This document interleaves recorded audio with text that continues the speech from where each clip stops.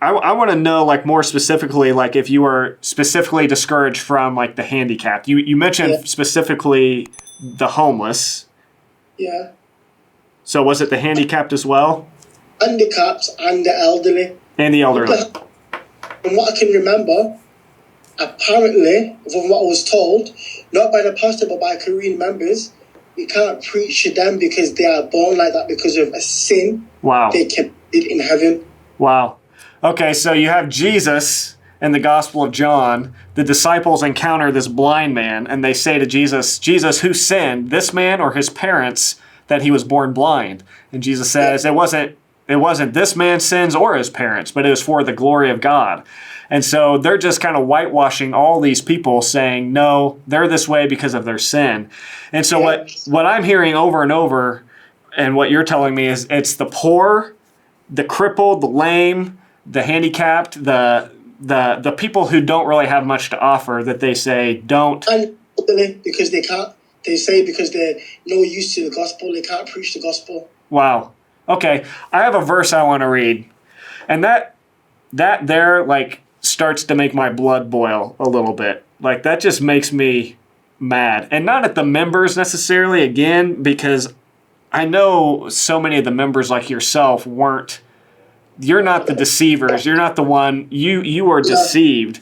But it's the higher up, the leadership, that is teaching this and causing this kind of teaching to trickle down to into the church. But this is a verse from Luke 14.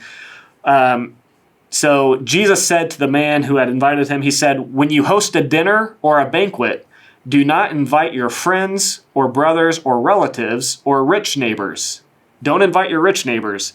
Otherwise, they may invite you in return, and you will be repaid. But, Jesus says, when you host a banquet, invite the poor, the crippled, the lame, and the blind, and you will be blessed, since they cannot repay you.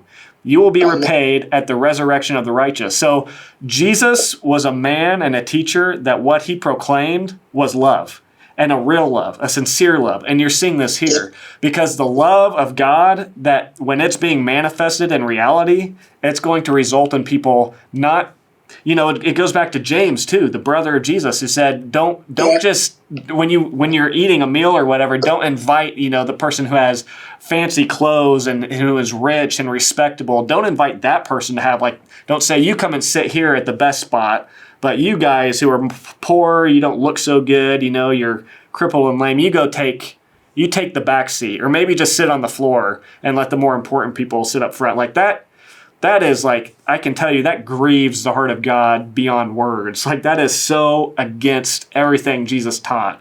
Jesus said, blessed are the poor in spirit. Before he taught his greatest teachings, the greatest sermon, arguably, ever preached, Sermon on the Mount, he opens it up by saying, blessed are the poor in spirit. Blessed are those who are persecuted. He says, blessed are those who are the crippled, the lame, the blind, the weak, those who enter into this world and they have less than other people. Those are people who, that's what moves God's heart and compassion, and that's the ones that Jesus associated himself with. It wasn't the people who had it all together and had the money and had the clothes and thought they were all this and that.